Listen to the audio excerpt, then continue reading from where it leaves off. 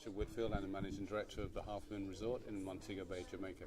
Could you tell us a bit about the Half Moon, Richard? Well, Half Moon is 55 years old this year, and it's an evolving resort that began when 17 wealthy investors built cottages around the bay at Half Moon, and at that time there were just 30 rooms available for rental to the public, and now we've grown to 400 rooms on 400 acres with 2 miles of beautiful white sand beach and 18-hole Robert Trent Jones golf course, which has just been renovated a few years ago, and constant renovations throughout the resort, which offer every possible recreational activity, including horse riding, swimming with dolphins, water sports, of course, huge variety of water sports, 13 tennis courts, all of which are lit, fantastic gymnasium, and a brand new 68,000 square foot fern tree spa.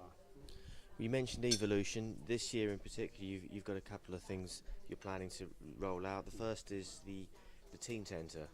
Yes, we're actually addressing something that has become quite an issue in recent years, as many time repeat guests come back with their growing children who have now outgrown a Nancy Children's Village, which has been a great success. But teenagers are in that twilight period between children and adults, and so what for them to do once they've worn themselves out on the tennis courts or the golf course or in the sea. And so we're addressing that this year by creating a new teen lounge, which will include table tennis and pool table, juice bar and electronic games and movies, and a lounge area for teens to gather and just have relaxing time together without adults and young children to annoy them. I guess it gives them their own space whilst parents' supervision is not too far away. That's right, and there's always supervision at Half Moon, in the sense that staff, many of whom have been there a long, long time, are always keeping an eye out for children, and particularly those who've been coming back year upon year, because they become friends and the staff become aunts and uncles to them. And you're also addressing the younger children as well with the bedtime stories. Tell us a bit about that, would you? Well, the Nancy Children's Program has been a great success. The Nancy is a Jamaican African fable that came over during the slave trade and has become embedded into Jamaican society and upbringing of people.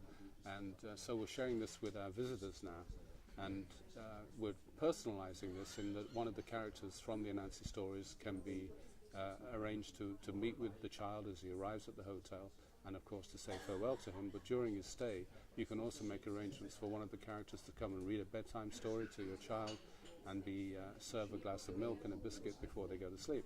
And so it just creates that connection between the child and the characters of the Anansi stories, which they learn about at the centre during the daytime. Now, the travel and tourism economy this year is very much in a holding pattern, but once the sort of macroeconomic climate's improved, how do you see Half Moon evolving? What's the long-term vision?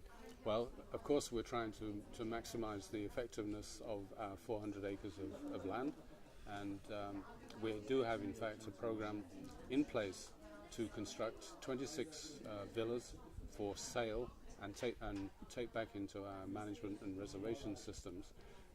These would be in the area of the old Colony Hotel, which was an adjoining hotel which we absorbed nearly 30 years ago now.